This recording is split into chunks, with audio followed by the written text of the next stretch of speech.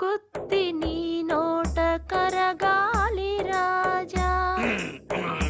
Rumba, ఈ గుత్తిని గుంజుకు తింటుంటే పై పళ్ళు తీయ తీయగా ఉన్నాయి, మధ్య పళ్ళు పుల్ల పుల్లగా ఉన్నాయి, క్రింది పళ్ళు మాత్రం వెచ్చవెచ్చగా ఉన్నాయి.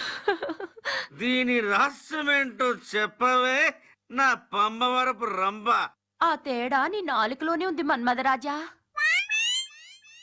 సరే, వాడు ఊళ్ళో లేనప్పుడు మన ఇద్దరం ఇలా కలుస్తున్నామని తెలిస్తే వాడేం చేస్తాడో ఏమో. ఏం చేస్తాడు?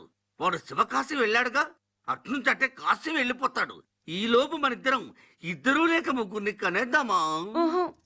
మా అమ్మ చనిపోయినప్పుడు మేం బాకీ ఉన్నామని దాని సేవంతోనే వేలిముద్ర వేయించుకున్నాడు కదా, మా నాశ కుదరదు. నిన్ను నేను బంధముక్తురాలు చేస్తాను రంభా. వాడొక నికృష్టుడు.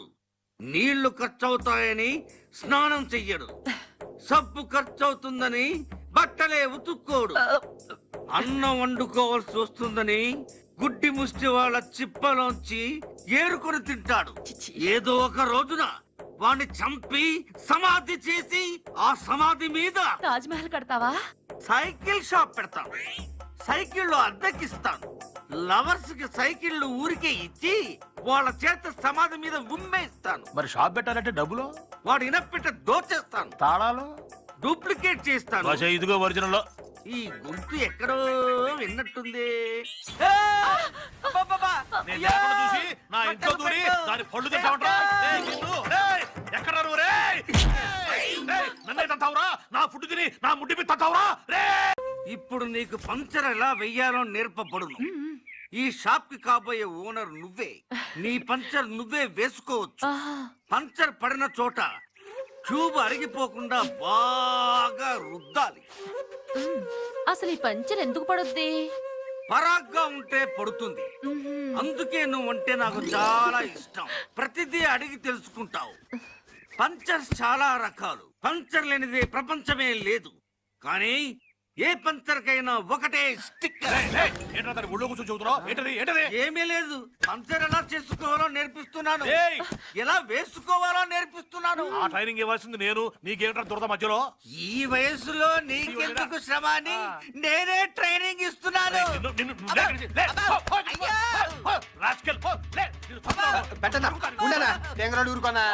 వాడు కాపరాలు కూర్చోవాడైతే. చీమా చీమా ఎందుకు గుట్టావంటే నా బంగారు పుట్లు మంచుకున్నావా? మంచిగున్నా మంచిగున్నా. నువ్వు మంచిగా ఉండకపోతే మేము మంచిగా ఉంటావేంటి? రావులు మా ఊరు వచ్చేయండి. మా ఊళ్ళమ్మ జాతరకు వచ్చినాం. ఏంటి వీళ్ళందరూ నీ పిల్లలేనా? మొత్తం నా పిల్లలే. ఎందుకురా నవ్వుతున్నావు? మొత్తం 6 అతని పిల్లలే అంటున్నానుగా. అతని పిల్లలు కాబట్టి అన్నాడు. కాదు, అందులో 3 మాత్రమే అతనికి పుట్టిన పిల్లలు. మిగతా 3 అతనికి పుట్టిన పిల్లలు కాదు. అయ్యో,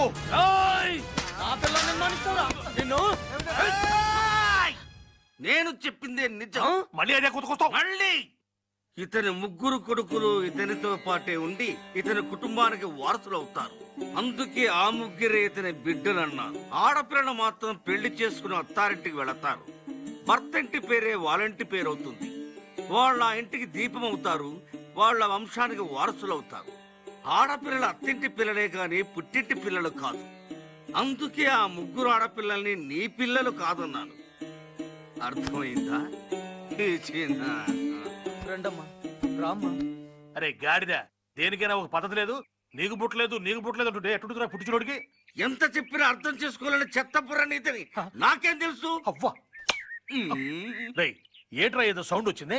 బల్లొచ్చి ముద్దు పెట్టుకు పారిపోయింది.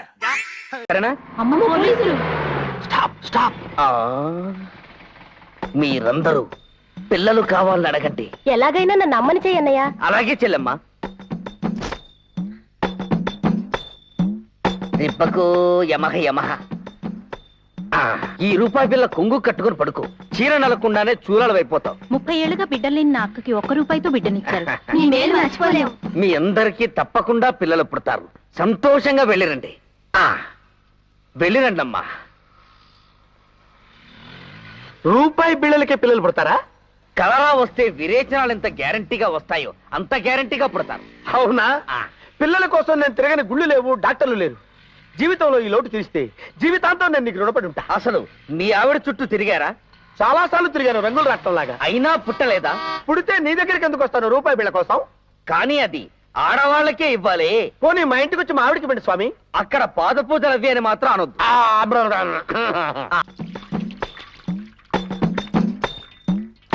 మీరు కూడా చల్లుకోండి, మనకు పుట్టబోయే బిడ్డ ఆరోగ్యంగా పుడతాడు.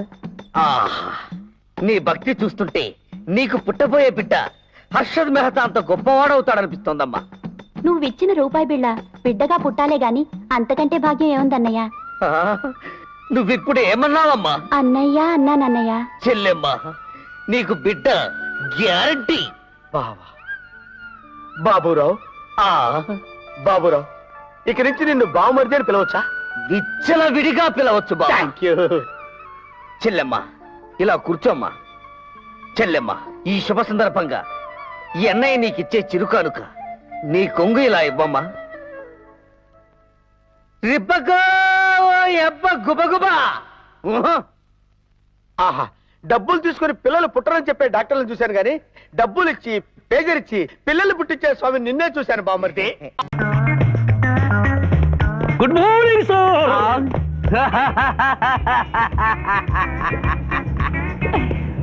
ఎందుకు సార్ ఏడుస్తున్నారు? పొద్దున్నే సన్ రైజ్ దగ్గర నుంచి సన్సెట్ వరకు మా నాన్న వెధవా చవట పనికిమాలిన వెధవా అని తిడుతూనే ఉంటాడు. ఒక్కసారి మీరు సార్ అనేసరికి కన్నీళ్లు సాంబార్ లాగా నా కళ్ళలోకి కారిపోతున్నాయి సార్. మీకేంటి సార్, డిఎస్పీ గారి ఏకైక సన్ను మర్చిపోయాను. మీ పేరేంటి sir? Pichaiah sir. Pichaiah, DSP గారు అబ్బాయి ఉండి ఇంత దరిద్రమైన పేరు పెట్టుకున్నావేంటి? నా ముందు 3 మగపిల్లలు పుట్టి చనిపోయారు, అందుకే నాకు ఈ పేరు పెట్టారు. ఇంతకీ ఈయనెవరు సార్? నా స్కూలు మేటు, పుట్టి గుడ్డివాడు. గుడ్డివాడు. అయ్యో పాపం. పిచ్చయ్య గారు, మీ బాబాయ్ ఐస్ టెస్ట్ ఇస్తున్నారు కదా, మా వాడిని రికమెండ్ చేస్తారా? ఎంత డబ్బు ఖర్చైనా పర్వాలేదు. జాగింగ్ చేశా, కడుపు నకనకలాడుతోంది. ఏదైనా హోటల్కి వెళ్ళి తింటూ మాట్లాడుకుందాం. అలాగే రండి రండి రండి. నన్ను తీసుకెళ్ళండి. రండి గుట్టి గారు. ఆహా, అబ్బా, పాలు, పప్పి, నీకు నాకు డబుల్ ఆమ్లెట్, ఇడ్లీ, పెసరట్టు, సాంబారు. ఆహా, మనిద్దరికి పండగే పండగ. అదేమిటి గుడ్డి పిఠాపురం, నీకు కళ్ళు కనపడవు కదా, ప్లేట్ సరిగ్గా ఎలా తీసుకున్నావు? అదొక విద్యలే.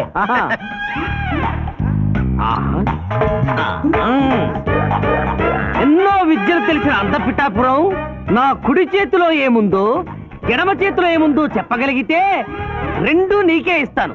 ఈజీగా చెప్తాను. కుడి చేతిలో పిస్తా, ఎడం చేతిలో కసోటా ఉంది. కరెక్ట్ గా చెప్పండి. తీసుకో అంత పిఠాపురం. నువ్వు ఎంగిల్ చేసింది నేను తిన్నమ్మా. ఎంగిలా? నేను ఎంగిలి చేసినట్లు నీకెలా తెలుసు? నువ్వు గుడ్డిస్త్రీవి కదా. అదే అదే, నువ్వు నాలుగుతో నాకుతున్నప్పుడు సౌండ్ వినిపించుంటుంది. ఆహా. అంతేకాదు, ఎవరి మనసులో ఏముందో ఈజీగా చెప్పగలడు మా వాడు. నా మనసులో ఏముందో చెప్పరా. పిచ్చే లాంటి బామ్మర్ది దొరికితే బాగుండును అని ఉంది. అయ్యో, నీ పప్పికి ఎంత విశ్వాసం, ఎందుకు ఏడుస్తున్నావు పిచ్చి బావమరిది? మమ్మల్ని మీరు ఇలా ఇంత పెద్ద హోటల్కి ఎందుకు తీసుకువచ్చారు? నాకు నా కుక్క పిల్లకి టిఫిన్ పాలు ఎందుకు పెట్టిస్తున్నారు? వీడు గుడ్డివాడిలాగా ఎందుకు నటిస్తున్నాడు? ఇప్పుడు నాకు బాగా అర్థమైంది సార్. నేను ఒక అందమైన చెల్లిగా అన్నను, నాలో మీరు ఒక బ్రోకర్ ని చూస్తున్నారు. మీ నాన్న మీద ఒట్టేసి చెప్తున్నా, నువ్వు నా బ్రోకరు హై, నా విధవా హై. యు ఆర్ మై రియల్ బహుమర్ది హై. నువ్వు హెల్ప్ చేస్తే నీ చెల్లిని నేను పెళ్లి చేసుకుంటాను. మీ కాళ్ళు ఎక్కడా హై? ఎందుకు లాగటానికి హుయ్? కాదు, దండం పెట్టుకోవడానికి. చేతిలో స్టిక్కు తప్ప చిల్లర కూడా లేని మా నాన్న మా చెల్లి పెళ్లి ఎలాగూ చేయలేడు. దేవుడు పంపించిన బాగారు సార్ మీరు నాకు. తాతయ్య తాతయ్య, నిన్నొక ప్రశ్న అడుగుతాను, జవాబు చెప్తావా? నువ్వు నన్ను ప్రశ్న అడుగుతావా? అడుగు. పిట్టలు అన్ని విగ్రహాల మీద రెట్టలు వేస్తాయి, కానీ గాంధీ గారి విగ్రహం మీద వేయవు, ఎందుచేత? గాంధీ గారు ఈ దేశానికి స్వతంత్రం తెచ్చారు కదా, ఆ గౌరవం చేత. తప్పు. స్వతంత్రం వచ్చిన సంగతి మనకి తెలుసు, కానీ పిట్టలకేం తెలుసు? కరెక్టే, పిట్టలకేం తెలుసు? తాతయ్య ఓడిపోయారు గాని నువ్వు చెప్పరా బాబు. గాంధీ గారి చేతిలో కర్ర ఉంటుంది కదా, ఆయన కొడతాడన్న భయంతో రెట్టెలు వేయవు. తాతయ్య అంటాడు. ఏమిటి, మనవడి చేత జోకులు పడిపించుకుంటున్నారా? అవునయ్యా, ఇప్పుడే పొడిచాడు గాంధీ జోకు. టిఫిన్ చల్లారిపోతుంది.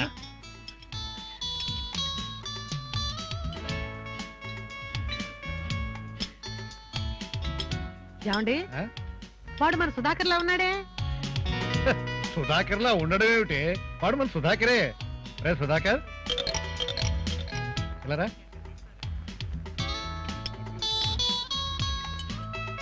నమస్తే బాబాయ్. నమస్తే ఏరా సుధా, మా రాజశేఖర్ పోయినప్పటి నుంచి నీ దగ్గర నుంచి ఒక ఉత్తరం ముక్క కానీ ఒక టెలిఫోన్ కానీ లేదు. ఏ నీ ఫ్రెండ్ తో పాటు ఈ బాబాయి పిన్ని కూడా పోయారనుకున్నావా? అదేం లేదు బాబాయ్, ఆ, కలకత్తాలో ఉంటున్నాను. కొంచెం బిజినెస్ పనుల్లో టైం లేక. Hi uncle. హాయ్. వీరెవడో తెలుసా? మా రాజశేఖర్ కొడుకు, పేరు కూడా రాజశేఖరే. ఆ, ఈయన గోవిందం గారని. నమస్కారం అండి. ఈయన నాకు ముందే తెలుసండి. ఆ. అవునవును, నేను మీకోసం వెతుకుతున్నాను సార్. ఒకసారి అలా వస్తారా?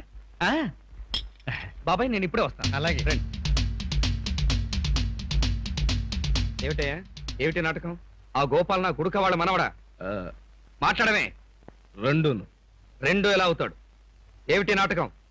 నాటకమా? అవును, మీ పరువు కాపాడడానికే నేను ఈ నాటకం ఆడుతున్నాను. నా పరువా?